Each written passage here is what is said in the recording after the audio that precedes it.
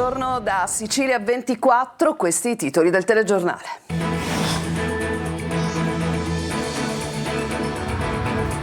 Sono oltre 100 i carabinieri impegnati nel catanese dalle prime luci dell'alba per un traffico di droga, 10 gli arresti, tra loro anche minori.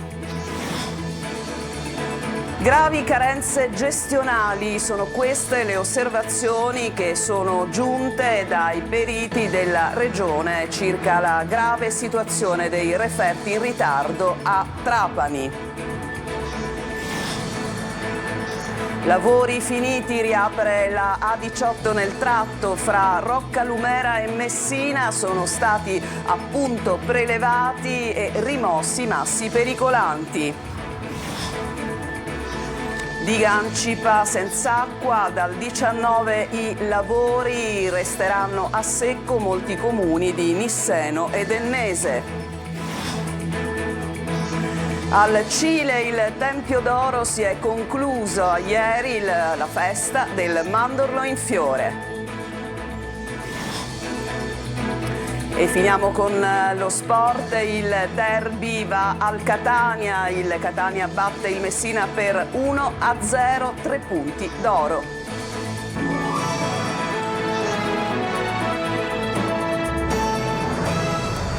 Bentrovati, oltre 100 carabinieri impegnati nel catanese dalle prime luci dell'alba di oggi, una maxi operazione antidroga tra Giar, Riposto e Mascali, 10 arrestati, tra cui anche 2 minorenni. Simona Mazzone.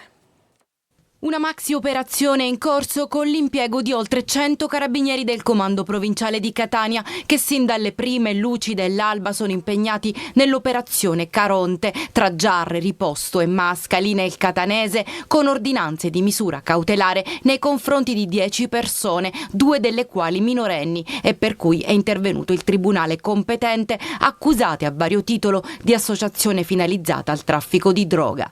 L'indagine coordinata dalla Procura distrettuale di Catania e dalla Procura della Repubblica presso il Tribunale per i minorenni di Catania e condotta dai carabinieri di Riposto ha fatto emergere un'organizzata piazza di spaccio nel comune di Riposto.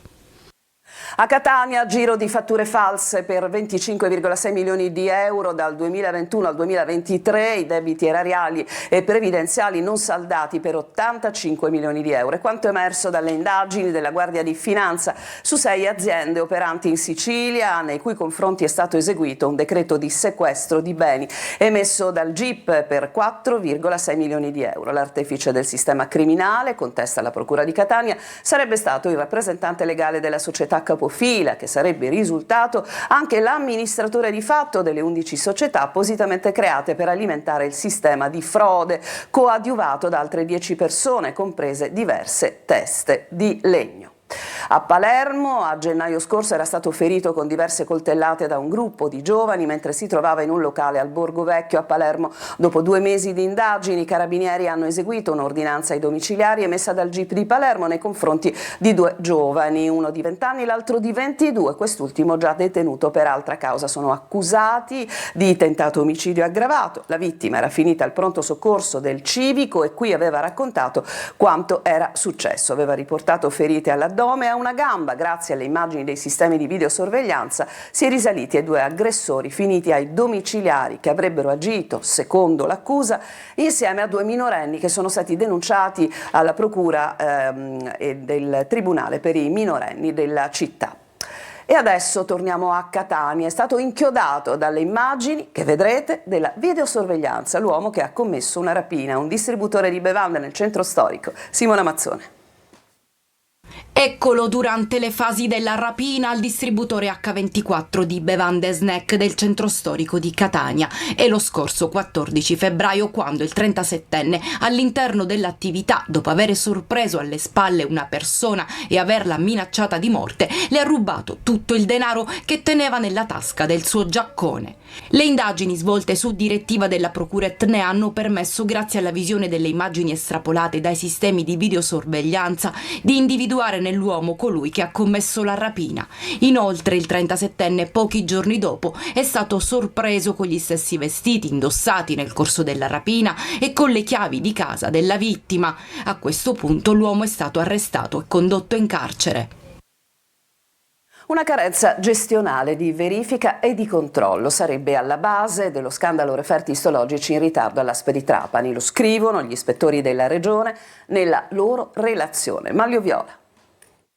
Traballa alla poltrona di Ferdinando Croce, il manager dell'ASP di Trapani, nel pieno della bufera per lo scandalo dei referti istologici in ritardo.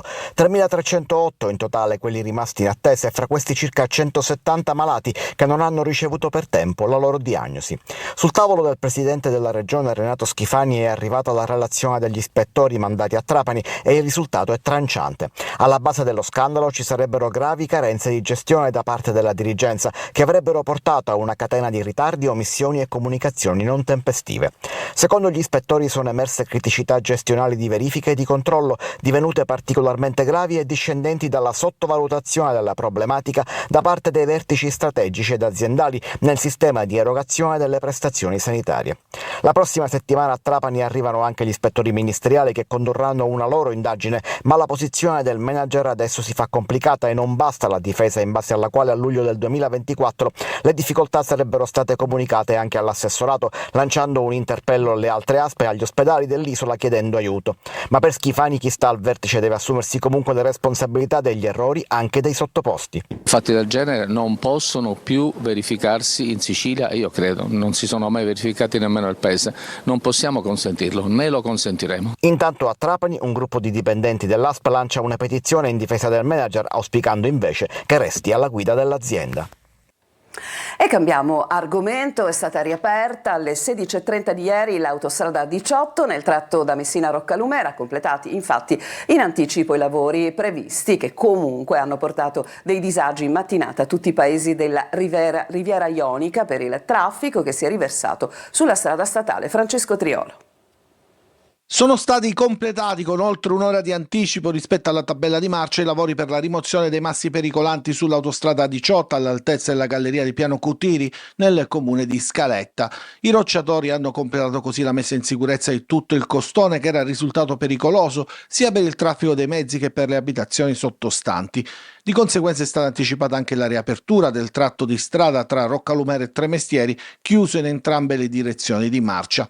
Una chiusura che ha creato non pochi problemi e disagi per i paesi della Riviera Ionica messinese, in particolare Roccalumera, Nizza di Sicilia, Litterme, Scalette di Tala, considerato che il traffico autostradale è stato riversato tutto sulla strada statale 114, con alcuni tappi che si sono creati soprattutto all'altezza dello svincolo di Roccalumera, della passerella tra Nizza e Litterme nella zona di Scaletta, a causa della strada stretta e l'assenza di alternative. In particolare le condizioni di difficoltà si sono registrate nel momento in cui c'era un passaggio di mezzi pesanti o pullman che si incrociavano e bloccavano il traffico.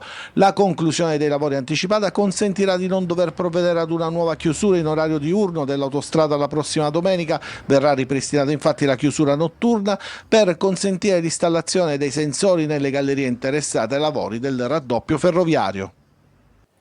Sicilia Acque avvia un piano di manutenzione straordinario sulle infrastrutture per ridurre le perdite e così da mercoledì 19 inizieranno i lavori alla diga Ancipa in diversi comuni dell'Ennese ma anche del Nisseno. Sarà così interrotta la fornitura. Rita Cinardi. Partiranno mercoledì 19 marzo i lavori lungo l'acquedotto Ancipa, rientranti, come annunciato da Siciliacque, in un più ampio piano di manutenzione straordinario sulle infrastrutture per migliorare l'efficienza del servizio e ridurre le perdite. Gli interventi serviranno a scongiurare il verificarsi di nuove criticità ed emergenze idriche nei comuni del centro Sicilia che hanno vissuto mesi drammatici proprio per la carenza d'acqua. Per limitare i disagi, scrive Siciliacque, i lavori sono stati programmati in concomitanza con un intervento dell'Enel nella centrale di sollevamento di Cozzo della Guardia, che avrebbe comunque determinato un disservizio dell'acquedotto Madonia Ovest. Nel dettaglio sarà eseguita la manutenzione della condotta, la sostituzione delle tubazioni in alcuni punti, la manutenzione straordinaria delle valvole in uscita dal potabilizzatore Ancipa e l'installazione di nuove valvole al nodo Ancipa Blufi di Cozzo della Guardia rimosse durante il funzionamento inverso dell'acquedotto. Durante i lavori verranno sospese le forniture in diversi comuni dell'Ennese e del Nisseno. A Caltanissetta la fornitura verrà ridotta a 110 litri al secondo, poiché il comune sarà alimentato soltanto attraverso le fonti dell'acquedotto Madonia Est. L'erogazione dell'acqua riprenderà fra la mezzanotte di mercoledì e il pomeriggio di giovedì 20 marzo. E veniamo adesso a una denuncia dell'Associazione Mare Amico. Negli scorsi giorni il Consiglio Comunale di Realmonte Luca, la cosa ha già inevitabilmente prodotto alcuni effetti negativi. Infatti, senza i necessari e programmati controlli, la Scala dei Turchi è stata nuovamente assaltata dai turisti. Tutto ciò avviene in maniera completamente abusiva, senza che venga rispettato il numero previsto e contingentato dei visitatori, senza che vi sia alcuna sorveglianza e soprattutto senza che nessuno impedisca agli ignari turisti di invadere la zona ovest della Scala dei Turchi, che risulta interdetta alla fruizione perché pericolosa, poiché è a rischio reale di crollo. L'associazione Mare Amico ha quindi scritto al prefetto di Agrigento e all'assessore regionale al territorio ed ambiente al fine di riprendere il processo di civiltà iniziato, ma che in maniera vergognosa, si legge nel comunicato, è stato interrotto. Noi adesso ci fermiamo, torniamo tra poco.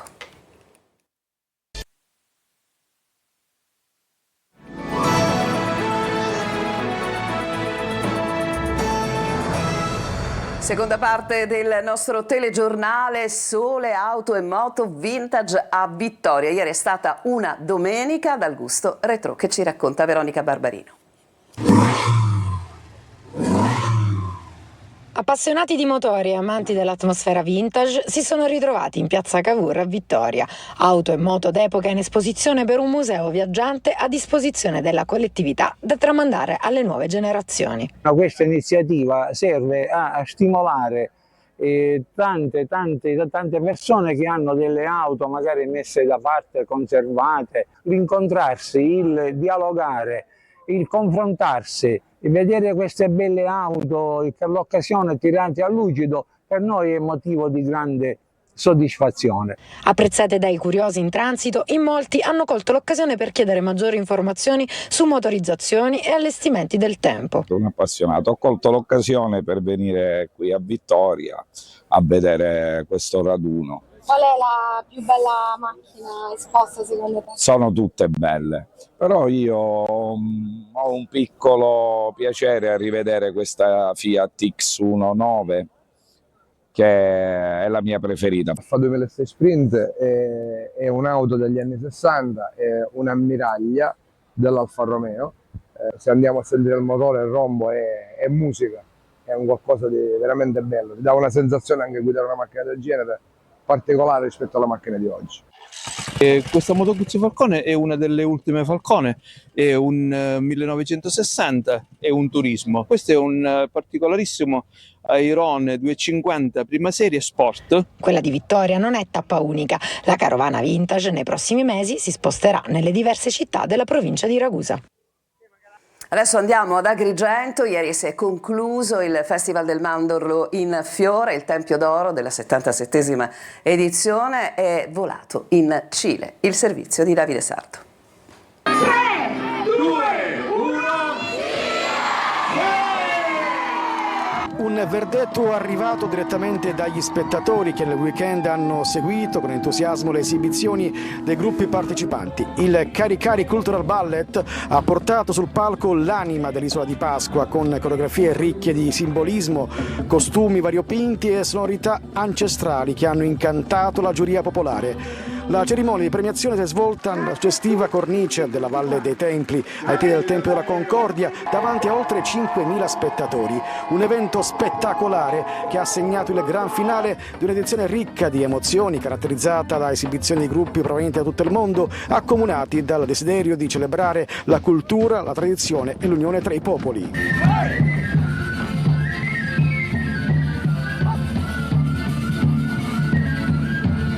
Oltre al Tempio d'Oro sono stati assegnati anche altri riconoscimenti con il plauso del pubblico e delle istituzioni che hanno sottolineato il valore del festival come strumento di dialogo interculturale.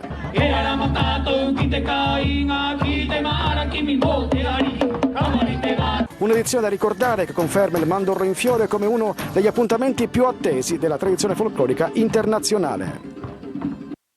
E con questo servizio si chiude questa parte di Sicilia 24, nell'ultima tanto calcio, a cominciare ovviamente dal derby tra Messina e Catania.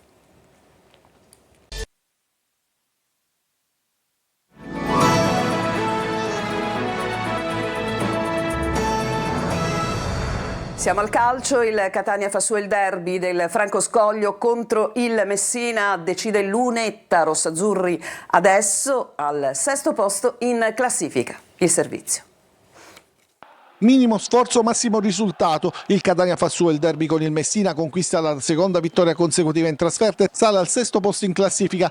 Una vittoria di sostanza costruita su uno schema da calcio d'angolo e poi messa in cassaforte con una prestazione difensiva senza sbavature. Nell'11 titolare toscano conferma Lunetta trequartista come a Latina. Messina con Luciano e Costantino e Dell'Aquila a sostegno. Proprio lui accende la sfida allargandosi a destra, lo farà spesso e servendo Lia, sul cui cross Anastasio devia con un braccio. Le proteste però servono a poco, ma è partita dai ritmi alti, almeno inizialmente. Raimo calcia a colpo sicuro, Gelli ci mette il corpo, Garofalo ci prova dal limite al volo, palla alta, il Messina cala, il suo gioco è più prevedibile e il Catania viaggia in velocità. Lunetta anziché tirare pesca Raimo che la mette dentro ma in fuorigioco, 3 giri di lancetta e cambia il risultato con uno schema perfetto ed inedito. Anastasio, Jimenez, Anastasio dentro per Lunetta che di sinistro batte Krapicas. Il gol indirizza la gara, consente al Catania di mettersi dietro e controllare senza troppi affanni un Messina che fatica a trovare la via della porta. L'unico vero tentativo è di Dell'Aquila dopo la mezz'ora, sinistra giro dal limite dopo una bella serpentina ma palla lontana di poco dall'incrocio. Nella ripresa Banchieri passa al 4-4-2, fuori Dell'Aquila e Pedicillo, dentro Vicario e Tordini che dopo nemmeno 5 minuti colpisce la traversa, quindi Dini alza in angolo su un colpo di testa di Costantino. La fiammata iniziale del Messina si esaurisce qui. Toscano toglie Lunetta, un Montalto evanescente dentro De Paoli e Dal Monte che per ben 2 volte sfiora il raddoppio, gioia negata da Krapicas che ferma anche Jimenez. Il Messina si affida ai cross, ma Dini c'è e trasmette sicurezza. Finisce dopo 6 minuti di recupero e quasi in rissa una partita che l'arbitro sa che ha faticato a tenere in pugno e che il Catania si porta a casa allungando a 6 la striscia di risultati utili e mettendosi a 4 punti dal Crotone, prossimo avversario al Massimino. Per il Messina è la terza sconfitta consecutiva, 1-0 al Franco Scoglio, così diventa davvero dura anche arrivare a disputare il play-out. E adesso i commenti post gara, sentiamoli, quelli dei tecnici del Catania Mimmo Toscano e del Messina Simone Banchieri, al microfono di Marco Carli. Sì, è una partita importante per tanti motivi, perché era un derby, perché volevamo dare continuità ai nostri risultati, scalare qualche posizione in classifica, e perché affrontavamo una squadra viva, lo sapevamo dopo la partita che abbiamo visto contro la Gavese e l'ha dimostrato anche oggi. I derby sono una partita a sé, dove i valori si azzerano, la classifica si azzera e devi fare una partita da derby e oggi i ragazzi l'hanno fatta. Ringrazio il mister e i ragazzi del Catania, chiaramente anche noi siamo contenti della prestazione, ma siamo ovviamente arrabbiati per il risultato perché credo meritassimo un risultato diverso per quello che abbiamo fatto, per quello che abbiamo creato, per l'occasione con la traversa, con la parata sul colpo di testa di Costantino, quindi ci dispiace onestamente, però io alleno dei ragazzi speciali in una piazza incredibile che ci sostiene sempre e che capisce tutto il sacrificio che si sta facendo nella quotidianità, nelle partite, in tutto ciò che facciamo. Noi non molliamo, l'abbiamo dimostrato sul campo, poi ovviamente siamo tutti arrabbiati per il risultato. E adesso al Trapani che perde anche con il Giuliano, quarta sconfitta consecutiva dei Granata, trema anche la panchina di Torrente. Sentiamo Franco Cammarasana. Una sconfitta pesante per il Trapani, quella col Giuliano, perché è la quarta consecutiva e perché fa precipitare il Trapani in classifica e ne fiaccano il morale. Sul piano dell'impegno poco da rimproverare alla ringiovanita squadra granata, incapace però di fare gol, che è poi l'essenza perché una partita possa condurre al successo. Il Trapani è ricostruito a gennaio, però in avanti gira a vuoto, se è vero che nelle ultime 6 partite di gol ne ha messi a segno appena 2. Contro il Giuliano, tutto raccolto nella propria metà campo, il Trapani ha trovato le solite difficoltà. All'11° alla prima opportunità, ma Piovanello da buona posizione conclude al lato. L'altra occasione al 31° su una punizione di Benedetti, ma l'uomo conclude debolmente sfiorando il palo. Giuliano muto in attacco, ma al primo errore del Trapani ne approfitta. Avviene al 34esimo e su una palla vagante in aria Del Sole è il più lesto di tutti e spinge la palla in rete. Punto nell'orgoglio, il Trapani ha una buona reazione e al 42esimo pareggia su un'azione veloce di Piovanello finalizzata da Anatrello. Ad inizio di ripresa, al 55esimo, il gol vittoria di Nepi del Giuliano su un cross di Balde dalla sinistra, poi un continuo assalto dei Granata, molto furbo e poco arrosto. Trema a questo punto anche la panchina di Torrente. E con questo servizio si chiude questa edizione di Sicilia 24. A tutti voi grazie per averci seguito, vi auguro una buona giornata e vi lascio alla rassegna stampa curata oggi da Luca Ciliberti.